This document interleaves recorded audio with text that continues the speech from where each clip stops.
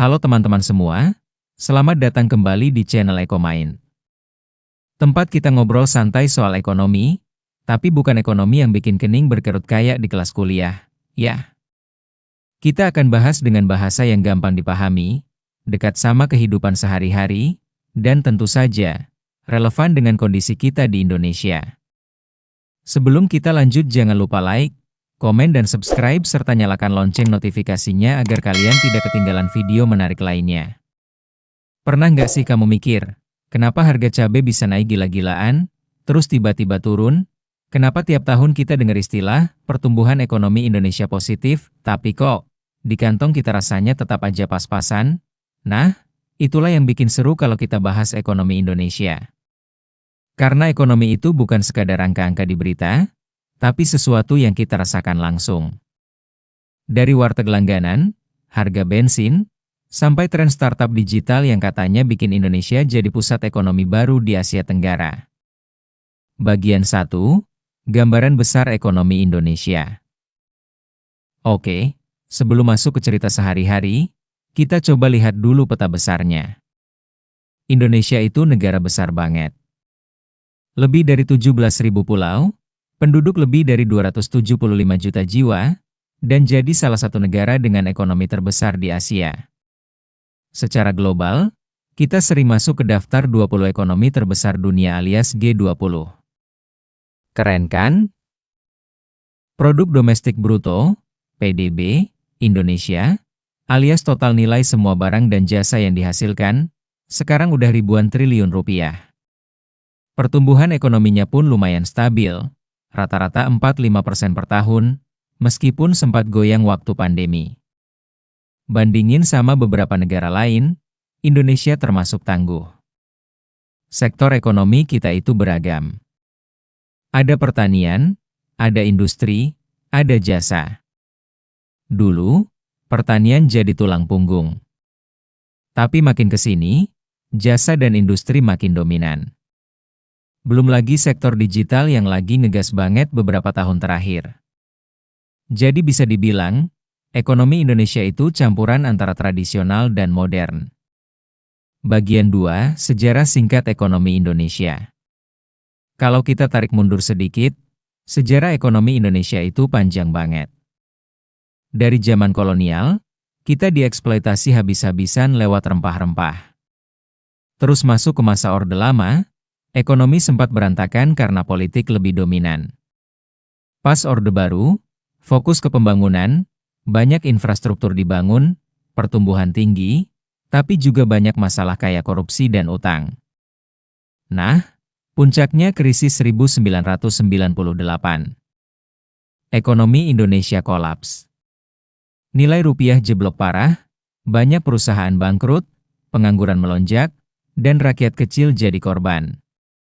Tapi justru dari krisis itu, kita belajar banyak. Sistem ekonomi jadi lebih terbuka, reformasi terjadi, dan perlahan kita bangkit lagi. Sekarang, masuk ke era digital, Indonesia punya wajah baru. Dari negara yang dulu sering dianggap pasar aja, sekarang kita mulai dikenal sebagai negara dengan potensi besar. Banyak startup tumbuh, investor asing masuk, dan anak-anak muda kreatif bikin ide-ide segar. Bagian 3, tantangan ekonomi Indonesia, tapi jangan salah, bukan berarti kita bebas masalah. Ekonomi Indonesia punya banyak tantangan. Salah satunya inflasi alias kenaikan harga. Kayak tadi, harga cabai, bawang, beras, itu sering banget bikin heboh. Karena mayoritas masyarakat Indonesia pengeluarannya masih banyak buat makanan. Jadi kalau harga pangan naik, langsung berasa banget. Selain itu, ada masalah pengangguran. Tiap tahun, jutaan anak muda lulus sekolah atau kuliah. Tapi lapangan kerja yang tersedia nggak sebanding. Akibatnya banyak yang menganggur atau kerja di sektor informal dengan gaji minim, belum lagi ketimpangan ekonomi. Ada orang yang bisa belanja barang branded tiap minggu, tapi ada juga yang buat makan sehari-hari aja susah. Itulah realita di Indonesia. Utang negara juga jadi isu. Meskipun masih dianggap aman, tapi jumlahnya besar banget. Pemerintah pakai utang buat bangun infrastruktur, subsidi, dan program sosial. Kalau dikelola dengan baik, oke. Tapi kalau salah arah, bisa jadi beban generasi berikutnya. Dan tentu aja, ada masalah klasik, korupsi. Korupsi bikin pembangunan nggak maksimal. Duit yang harusnya buat rakyat, bocor ke kantong segelintir orang. Bagian 4, Peluang Ekonomi Indonesia. Oke, cukup bahas masalah. Sekarang kita lihat peluang. Indonesia punya modal besar yang banyak negara lain iri, bonus demografi. Artinya, mayoritas penduduk kita adalah usia produktif. Bayangin, ratusan juta anak muda Indonesia siap jadi motor penggerak ekonomi. Kalau mereka bisa diberdayakan dengan baik, ekonomi kita bisa melesat. Selain itu, UMKM alias usaha mikro, kecil, dan menengah adalah tulang punggung ekonomi Indonesia. Dari warung kopi, pedagang kaki lima, sampai industri rumahan. Jumlahnya puluhan juta, dan kontribusinya ke PDB sangat besar. Kalau UMKM naik kelas dengan digitalisasi, dampaknya luar biasa. Kita juga punya kekayaan alam yang melimpah. Batu bara, nikel, sawit, laut, sampai energi baru terbarukan kayak panas bumi dan surya.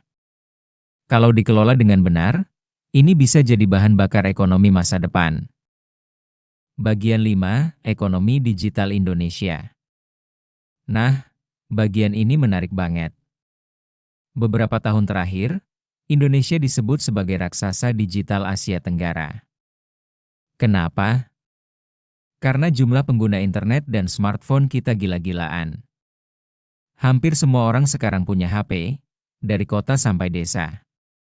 E-commerce kayak Tokopedia, Shopee, Bukalapak, itu jadi bagian dari kehidupan sehari-hari. Belanja online udah biasa. Gojek, Grab, bikin transportasi jadi lebih gampang. Fintech bikin kita bisa pinjam duit atau investasi cuma lewat HP. Bahkan, banyak startup Indonesia yang jadi unicorn, alias valuasinya lebih dari $1 miliar. Ekonomi kreator juga booming. Anak-anak muda bikin konten YouTube, TikTok, Instagram, bisa jadi penghasilan. Ada yang awalnya cuma iseng bikin video, sekarang bisa dapat miliaran. Ini bukti bahwa ekonomi digital membuka peluang baru yang nggak kebayang sebelumnya. Bagian 6, Ekonomi Sehari-hari Rakyat Indonesia. Tapi kalau kita turun lagi ke level rakyat kecil, ceritanya lain. Ekonomi sehari-hari masih penuh perjuangan. Banyak orang hidup dengan gaji UMR yang pas-pasan. Harga kebutuhan naik, sementara penghasilan stagnan. Bayar sekolah anak, cicilan motor, listrik, pulsa internet, semua jadi beban. Tapi hebatnya orang Indonesia, kita terkenal kreatif dan tahan banting. Ada yang kerja sampingan, ada yang buka usaha kecil-kecilan, ada yang jualan online. Semua cara dicoba demi bisa bertahan. Di sisi lain, budaya konsumtif juga tinggi. Promo, diskon, flash sale, sering bikin orang kalap belanja. Padahal gaji belum cukup, ujung-ujungnya pakai pay later. Kalau nggak bijak, ini bisa jadi bom waktu. Bagian 7, Peran pemerintah. Pemerintah punya peran penting banget dalam ngatur ekonomi. Lewat kebijakan fiskal dan moneter, mereka coba jaga stabilitas harga, buka lapangan kerja, dan bikin program sosial. Contohnya subsidi BBM, bantuan sosial, KUR untuk UMKM, pembangunan jalan tol, bandara, pelabuhan. Semua itu tujuannya biar ekonomi bergerak. Belakangan juga ada fokus ke hilirisasi, alias mengolah bahan mentah di dalam negeri biar nilainya lebih tinggi. Misalnya nikel. Daripada diekspor mentah, lebih baik diolah jadi baterai kendaraan listrik di Indonesia. Ini strategi buat bawa Indonesia naik kelas. Bagian 8, Masa depan ekonomi Indonesia. Kalau semua tantangan bisa diatasi, Indonesia punya peluang besar jadi kekuatan ekonomi dunia. Ada istilah Indonesia Emas 2045. Saat itu, usia Indonesia 100 tahun, dan targetnya kita jadi negara maju dengan ekonomi top 5 dunia. Tapi jalannya nggak mudah. Kita harus beresin masalah pendidikan, teknologi, infrastruktur, dan korupsi. Generasi muda harus melek finansial, melek digital, dan berani berinovasi.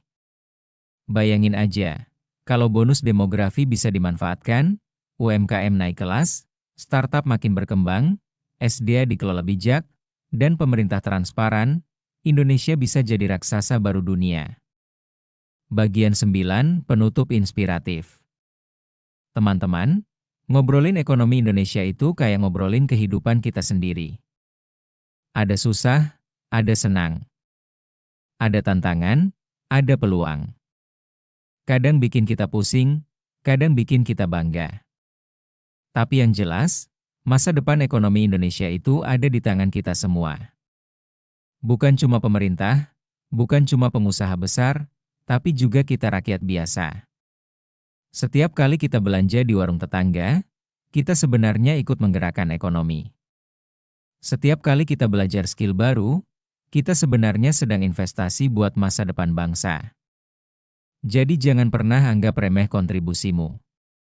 Mungkin terlihat kecil, tapi kalau jutaan orang melakukannya bersama, dampaknya bisa luar biasa.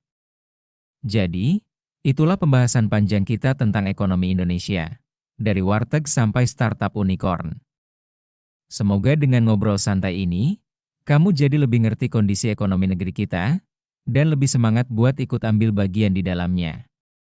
Karena masa depan Indonesia bukan cuma ditentukan oleh pemerintah, tapi juga oleh kita, rakyatnya.